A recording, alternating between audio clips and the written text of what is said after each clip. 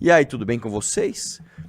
Olha, nessa quarta-feira, que o trânsito estava insano, ainda bem que eu vim de moto, né? Nós vamos começar a live com assuntos sérios, tá? É importante começar a live com assunto sério, deixa o like na live e se inscreva nesse canal. Ó, eu vou começar dizendo o seguinte: governo propõe isenção parcial do IR para rendas entre 5 e 7 mil reais. Medida faz parte do projeto de lei que amplia a isenção do imposto de renda para a população que ganha até 5 mil por mês. Antes de mais nada, essa medida do governo vem de forma completamente atrasada.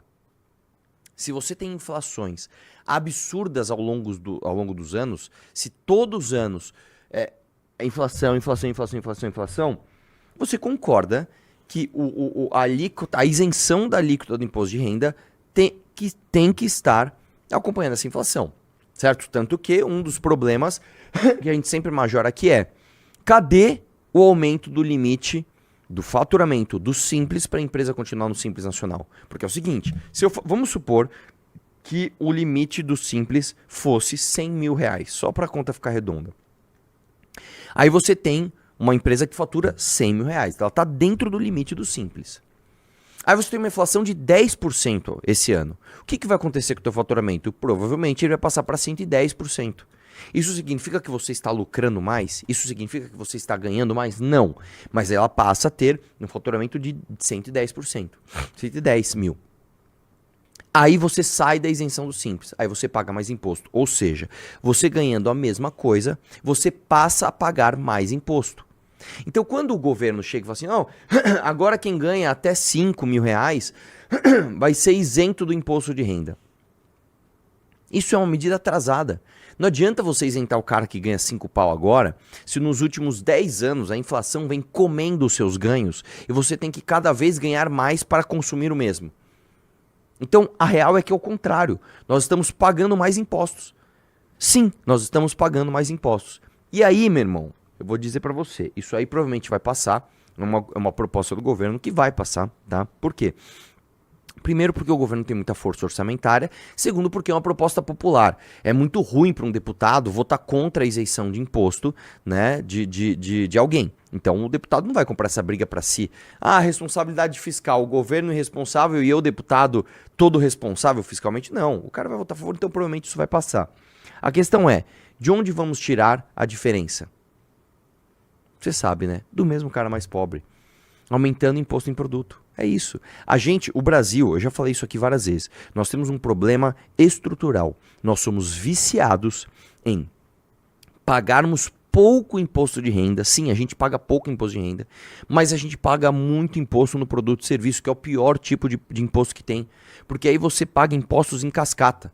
Você vai comprar um carro, você está pagando o imposto do cara que extraiu a borracha, o cara que fez o pneu, o cara que transportou o pneu, o cara que montou o pneu no carro, e isso para todas as partes do carro. Ainda você paga o imposto do carro, você paga o imposto do frete do carro, você paga o imposto da loja do carro, você paga tudo em cascata. Você vai comprar um carro popular aqui no Brasil, você vai gastar 100 mil reais, cara. Sendo que 50 é imposto. Ah, não, mas pelo menos eu tô tendo uma isenção do imposto. Não, você não tá, cara. O imposto mais justo que tem é o imposto de renda. Por isso que em alguns lugares do mundo, por exemplo nos Estados Unidos, você chega a pagar, dependendo da tua renda, você chega a pagar 50% de imposto de renda. Só que você vai comprar um carro, o carro é barato. Você vai comprar as coisas são baratas. Entendeu? Um país justo, um país bom para se viver, entenda. A mão de obra é cara e os produtos são baratos. Porque as pessoas valem muito, não as coisas. Então, escuta, nós estamos no caminho errado.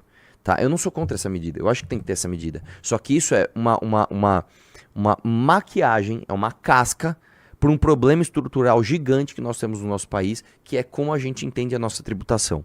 Nós temos que tirar imposto do produto e serviço, jogar imposto na renda e termos medidas de controle de inflação para que tudo isso não seja comido pela própria inflação. Beleza? Próxima notícia que é séria também.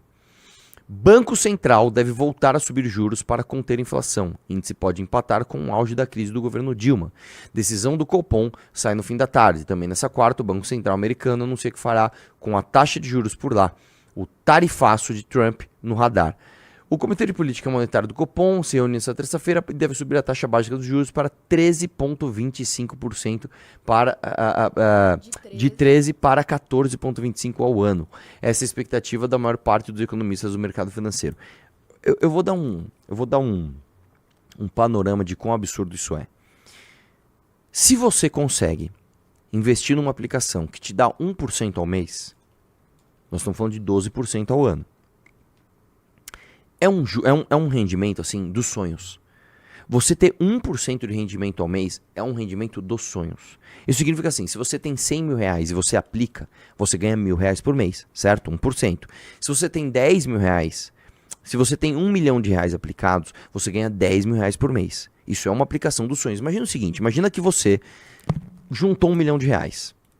Aí você aplica e você tem uma renda de 1% ao mês. Você tem R$10 mil todos os meses. Não é muito bom? É muito bom. Isso é o sonho. Assim, qualquer investidor no mundo procura isso.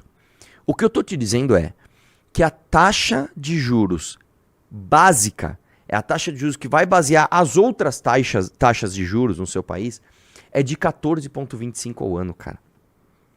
É como se você tivesse R$1 milhão, você ganhasse R$14 mil todos os meses.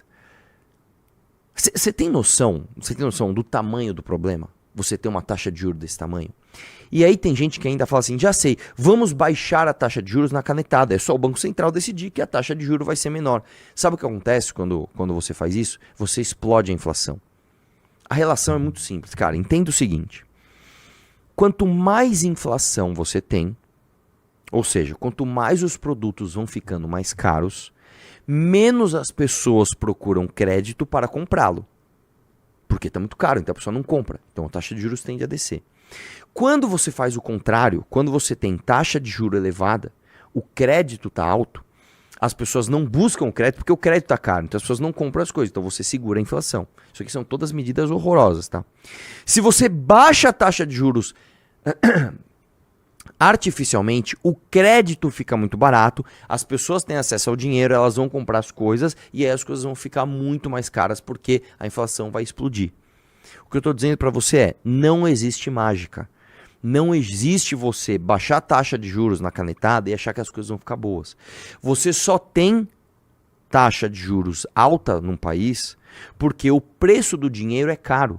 E se o preço do dinheiro é caro, isso significa que você tem uma crise de confiabilidade na tua sociedade, na tua estrutura. Vamos lá. O que é o dinheiro? Já falei várias vezes aqui. O dinheiro é um sistema de crenças. São várias pessoas acreditando que um pedaço de papel tem um valor, que um número digital ali na conta do teu banco tem um valor. Isso é um sistema de crenças. Se esta ferramenta está cara, significa que há uma crise no sistema de crenças dessas pessoas. As pessoas entendem que investir em você é muito arriscado, porque no futuro ou você não paga, ou você tem problemas jurídicos diversos que fazem com que o seu dinheiro não renda, ou a sua moeda vai desvalorizar, então você pode até ganhar naquela moeda, mas isso pro resto do mundo não funciona. Então você tem que consertar essas coisas. Não adianta você querer baixar juro na canetada, que foi o erro da Dilma. E aí, meu irmão, mais uma vez, você vê, dessa vez, o Lula, né, diferente dos governos anteriores, ele não vai ter a sorte que ele teve quando ele ganhou a eleição em 2002 e assumiu em 2003, de ter o boom dos commodities. O que foi o boom dos commodities? A China crescendo pra caramba, soja, ferro, milho, os commodities, aquilo que tem valor comum para o mundo inteiro, crescendo demais e, por sorte, o Brasil era dono de alguns dos maiores commodities demandados pelo mundo, como, por exemplo, ferro, aço, soja, etc. E aí o Lula, apesar dos seus desmandos, apesar, inclusive, do mensalão, dos desmandos todos com a Petrobras, etc, etc., apesar disso, o governo Lula 1 e o governo Lula 2, eles deram sorte na economia. Explodiu depois no governo Dilma. Dessa vez, Lula 3, ele não está tendo a mesma sorte. Não está tendo boom de commodity nenhum. A economia não está bombando.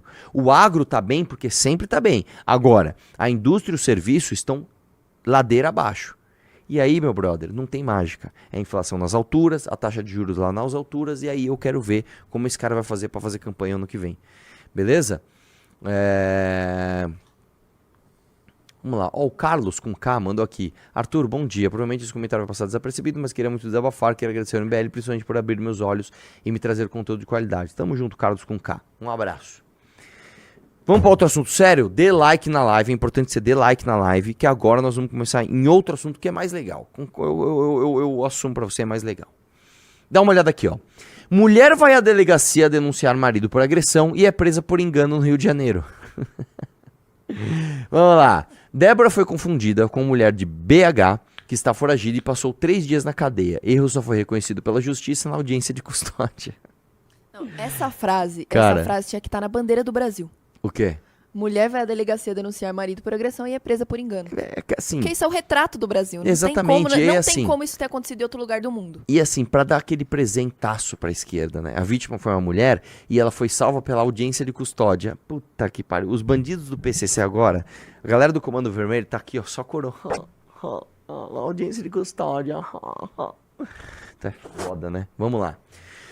Uma mulher foi presa por engano no domingo, dia 16, em Petrópolis, na região serrana do Rio de Janeiro, depois de procurar a delegacia para denunciar o marido por agressão e pedir medidas protetivas. Débora Cristiana da Silva Damasceno, de 42 anos, passou 3 dias presa e foi liberada nesta terça-feira depois da justiça reconhecer o erro. Ela foi confundida com uma mulher procurada por tráfico de drogas. Os nomes são iguais, são quase iguais, mas a foragida da justiça é de Minas Gerais, para onde Débora nunca viajou e 8 anos mais nova. Eu vou corte aqui, fazer um parênteses para você. Eu sou fã da Lava Jato. Eu acho que a Lava Jato fez um excelente trabalho. A Lava Jato, por um breve período de tempo, infelizmente, deu uma esperança para o povo brasileiro de que dava para prender os poderosos. A gente chegou a prender o Marcelo Debrecht, a gente prendeu o Delcídio do Amaral, a gente prendeu o pai do prefeito lá do como é que é? Rapaz, qual é o nome do campus lá? Esqueci o nome dele. O prefeito de Recife. João Campos. O pai do João Campos, o Eduardo Campos, aquele que morreu na queda de avião, ele estava sendo investigado, inclusive, pela Lava Jato. Nós prendemos o Lula, cara. Só que a Lava Jato cometeu alguns excessos. Um dos problemas que houve na Lava Jato foi justamente esse. Eu não lembro agora qual foi o nome. Mas tinha um cara que ele era doleiro e ele era honesto. Ele era um doleiro. O que é um doleiro? Um cara que faz transação de dólar. E ele era um cara honesto. Só uma coisa, o Lincoln entrou no Valete Plus, cara. Se o Lincoln, que aboliu a escravidão nos Estados Unidos, entrou no Valete Plus, como é que você vai ficar de fora, irmão? Cara, um cara com esse nome só podia entrar nessa live, né? Tamo junto. E assim, eu não tô gostando da luz hoje. Alguma coisa tá estranha nessa luz, cara. Eu não sei o que é. Não sei se ela tá muito branca. Eu tô com cara de doente, cara. O problema é a cara, não a luz. Não é. Você tá vendo as coisas que eu tenho que ouvir? Eu vou embora. Eu estou sendo profundamente desmoralizado. É o bullying que fazem comigo aqui, entendeu? É muito difícil. Mas vamos lá, voltando. Mano, só uma coisa que eu vi aqui, ó. A aspa dela. Ninguém espera que vai na delegacia dar uma queixa e sai algemada? Mas tudo bem, vamos voltar ao que eu tava falando. Um dos problemas da Lava Jato foi... Eu acho que esse doleiro, se não me engano, eu acho que o nome dele era Eduardo Cunha. E ele era um cara honesto. Alguém viu nos registros, opa, tem um Eduardo Cunha, que tem uma casa muito bonita, não sei aonde, vamos fazer uma busca e apreensão lá. Fizeram a busca e apreensão, acharam o Eduardo Cunha, acharam dólares na casa dele, prenderam o cara, mano. O cara tá de boa na casa dele. Porque ele tem o mesmo nome, eu acho que era esse nome, tá? Eu não lembro se era esse nome, mas... Porque ele tinha o mesmo nome de outra pessoa, prenderam o cara. Esse é o Brasil. E aí, a gente aceita isso de uma forma tão assim, que a gente acabou de ver o Igor do Flow falando o seguinte, não, o Pablo Marçal foi no Vilela e falou que não, que o Flow recebia dinheiro público. Aí se descobriu que a empresa Flow que recebia dinheiro público não era o Flow Podcast, era outra empresa. Sabe o que o Pablo Marçal disse? Eu não falei qual Flow era, eu falei que era Flow. O Flow recebeu dinheiro público, não falei que era o Flow Podcast. E tem gente que ainda acredita nele. Só que eu vou lembrar de outro caso. Ele foi e levou um laudo de um cara chamado Guilherme Boulos, dizendo que esse Guilherme Boulos cheirava pó. Aí descobriram que não era o Guilherme Boulos candidato à prefeitura. Ah, mas como é que chama? O Pablo Marçal tava chamando ele só de comedor de açúcar, né? Que culpa ele tem que o cara tem o mesmo nome que ele? Então o Brasil é isso, cara. O Brasil é o país não é o país da malandragem, é o país do otário. Porque pra você achar que isso é normal, pra você achar que isso é legal, cara, você tem que ser muito otário. Voltando à matéria aqui. Ela foi confundida com uma mulher, tal. O registro de ocorrência indica que Débora chegou machucada à delegacia e mesmo assim recebeu voz de prisão. Desce aí.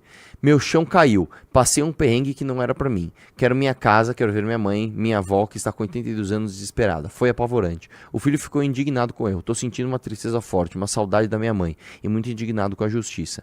Débora foi presa após confusão de nomes. E o nome nem era igual, cara. Os policiais chegaram no nome de Débora Cristina da Silva Damasceno e encontraram no sistema um mandado de prisão por tráfico de drogas e associação criminosa em nome de Débora Cristina Damasceno. Que assim, nem é um nome tão incomum. Você fala assim, mano, o cara chama Lincoln de Oliveira Praspapusca Bortolovich Artolomeu. Beleza, porra, esse nome, velho.